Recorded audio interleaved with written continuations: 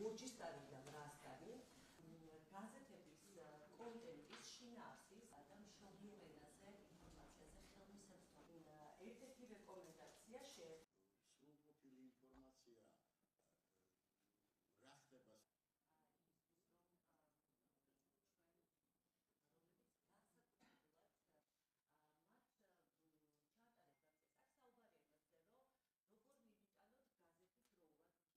გაზეთ გურჯისტანის და სომხურენოვანი გაზეთ ვრასტანის რედაქციებთან დღევანდელი შეხვედრა იყო ძალიან სასარგებლო და მნიშვნელოვანი იმის გათვალისწინებითაც, რომ სწორედ ამჟამად მიმდინარეობს სამოქალაქო თანასწორობის და ინტეგრაციის სახელმწიფო პოლიტიკის პრიორიტეტების შესაბამისად ჩვენი სამომავლო ორწლიანი საქმიანობის დაგეგმვის პროცესი, რომელშიც ეს საუკუნოვანი ისტორიის მქონე ორივე გამოცემა მნიშვნელოვან როლს ასრულებს განსაკუთრებით ჩვენი არქართულენოვანი მოსახლეობით მჭიდრო დასახლებულ რეგიონებში მშობლიურ ენაზე ინფორმაციაზე ხელმისაწვდომობის უზრუნველყოფის კუთხით.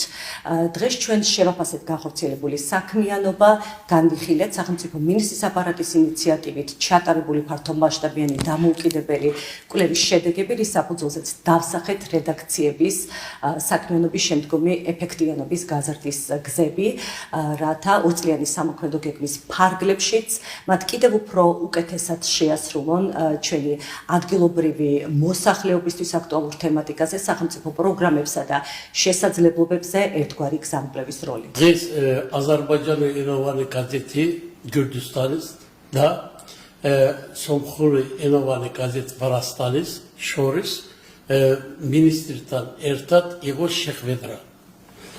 საუკუნის მანძილზე აზერბაიჯანი ენოვანი გაზეთი და სომხური ენოვანი გაზეთის შორის იყო თანამშრომლობა. დღესაც გრძელდება. გურჯისტანი აზერბაიჯანულად ნიშნავს საქართველოს, ვრასტანი ნიშნავს საქართველოს და ჩვენი გაზეთების არსიც არის ჩვენი გაზეთის დასახელები.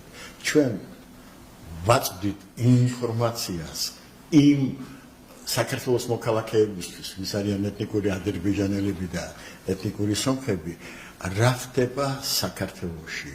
რა დადგენილებებს იღებს პარლამენტი, მთავრობა, სამინისტროებში რა რეფორმები ტარდება. ის მოქალაქეები, რომელიც ჯერჯერობით არიციან ქართული ენა.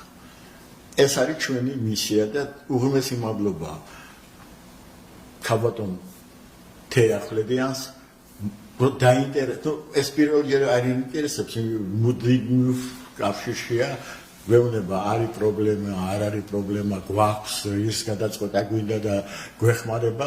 აი ამისთვის ჩვენ ორი გაზეთის არა მარტო რედაქციების, არამედ გაზეთის მკითხველების სახელითაც მადლობას ვუხდით.